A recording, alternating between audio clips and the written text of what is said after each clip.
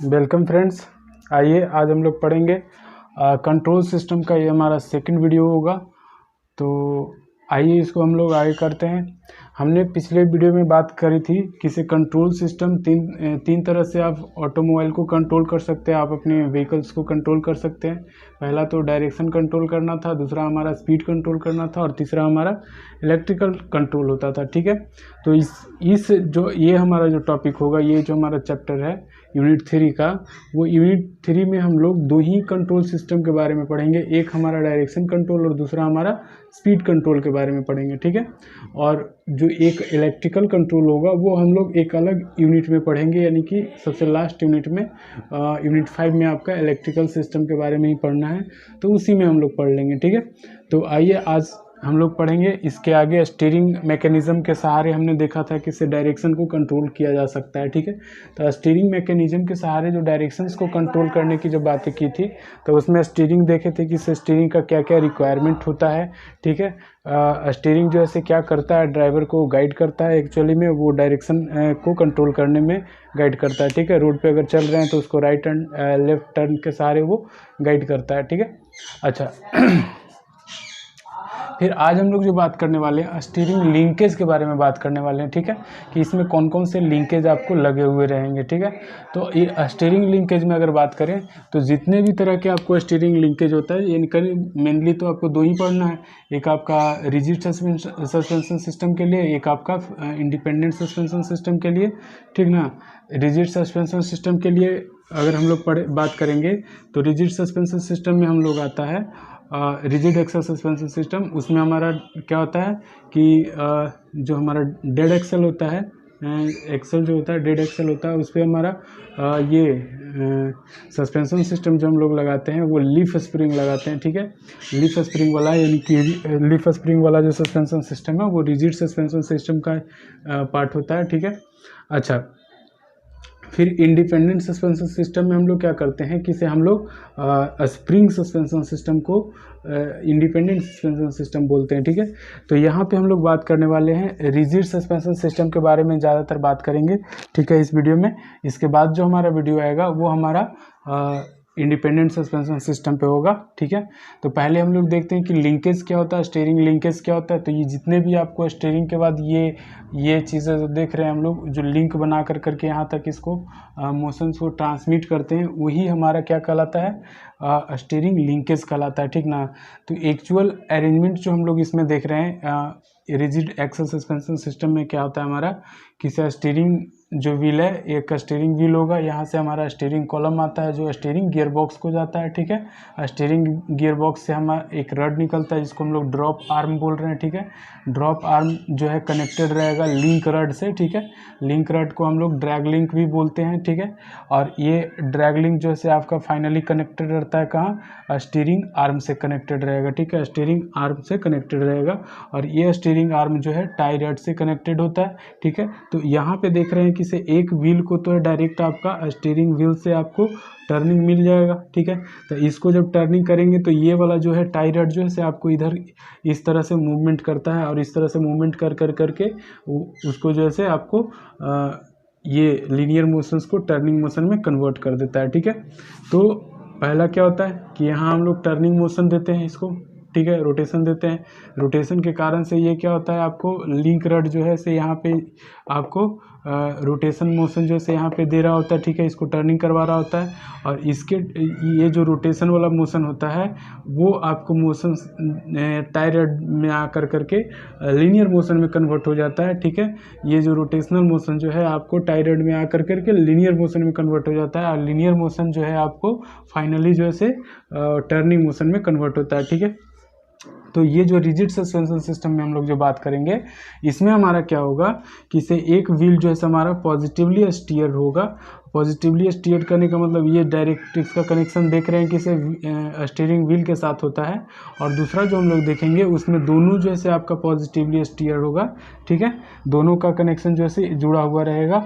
ठीक है, तो इसमें हम लोग क्या करते हैं कि एक व्हील को टर्निंग देते हैं, दूसरा व्हील जो है टाई रड के सहारे आपको टर्न होता है। ठीक है, तो ये इसको कनेक्ट करने के लिए हम लोग टाई रॉड का इस्तेमाल करते हैं। ये एक्चुअली जो टाई रॉड आप ऊपर में देख रहे हैं ना, वो टाई रॉड नीचे की ओर लगा हुआ रहता है। आप कोई भी गाड़ी देखिएगा तो उसमें आपको आसानी से दिख जाएगा, जीप वगैरह देखिए उसमें आसानी से दिख जाएगा ये चीज़ें।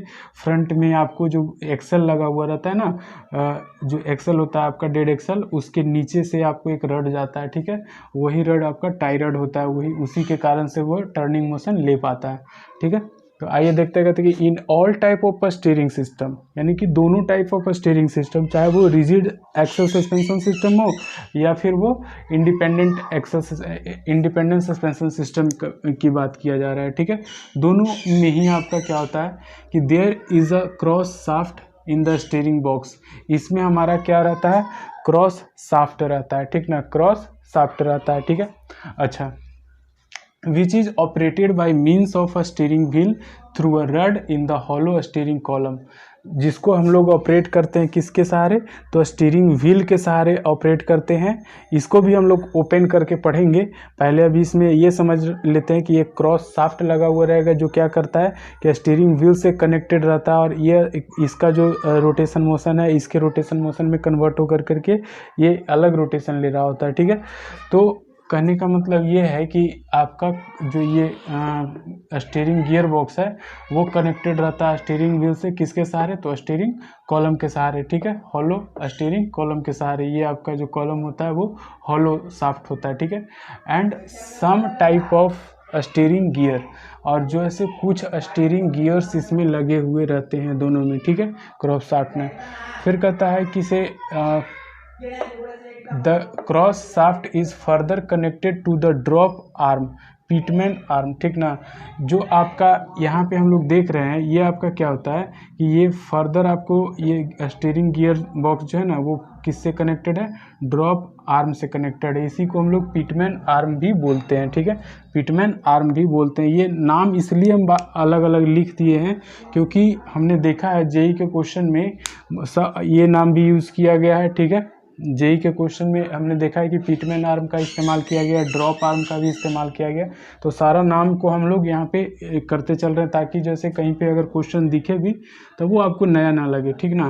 तो ड्रॉप आर्म को ही हम लोग क्या कहते हैं, पिटमैन आर्म भी बोलते हैं।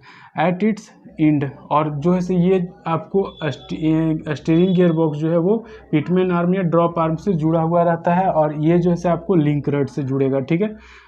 फिर कहते हैं कि therefore the rotation of the steering wheel results in the linear motion of the drop arm and its end which itself is connected through a ball joint to a link rod, जिसके सहारे क्या होता है कि से ये जो आपका इसका जो रोटेशन मोशन है उसके कारण से यहाँ पे क्रॉस शाफ्ट लगा हुआ है।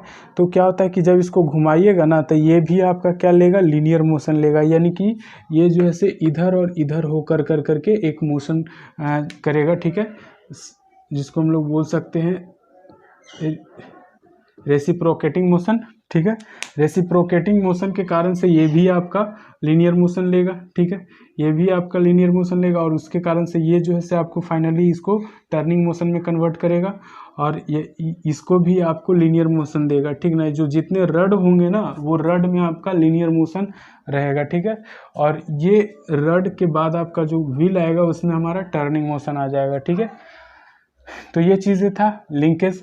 अब इस अगर हम बात करें लिंकेज जो है दो अलग अलग सिस्टम के लिए हम लोग अगर पढ़ें तो दोनों को अलग अलग हम लोग खोल करके पढ़ते हैं। पहला हमारा क्या है, rigid axle suspension system. Rigid axle suspension system में लीफ स्प्रिंग का हम लोग इस्तेमाल करते हैं। रिजिड एक्सल सस्पेंशन सिस्टम में लीफ स्प्रिंग का इस्तेमाल करते हैं, और एक टाई रड आपका लगा हुआ रहता है। एक व्हील जो है आपका पॉजिटिवली स्टीयर्ड होता है, ठीक है, और दूसरा व्हील जो है आप टर्न लेते हैं, दूसरा व्हील जो आपका जो टर्न लेगा वो टाई रड के सहारे लेगा। टाई रड या ट्रैक रड जो भी उसका नाम है बोल सकते हैं आप, ठीक है।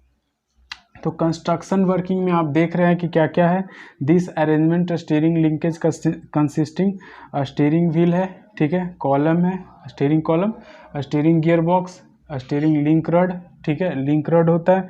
फिर लिंक रड के बाद आपका स्टीयरिंग आर्म होता है। कुछ कुछ को नहीं लिखे हैं इसमें, ठीक ना। क्या होगा आपका स्टीयरिंग आर्म, स्टीयरिंग आर्म, फिर ट्रैक रड।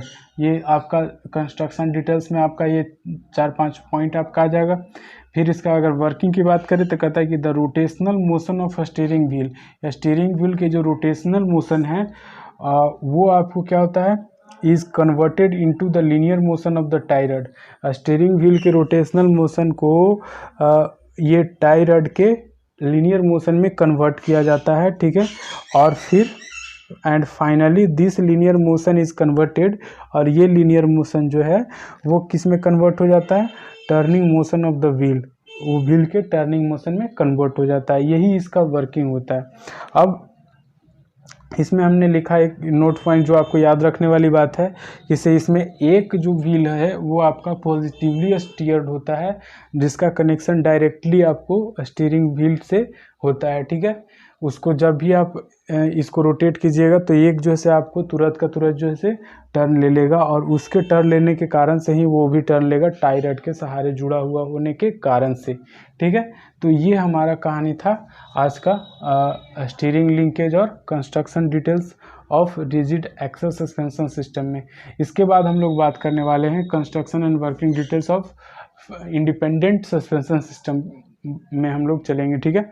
तो आज का इतना ही रखते हैं, तब तक के लिए थैंक यू।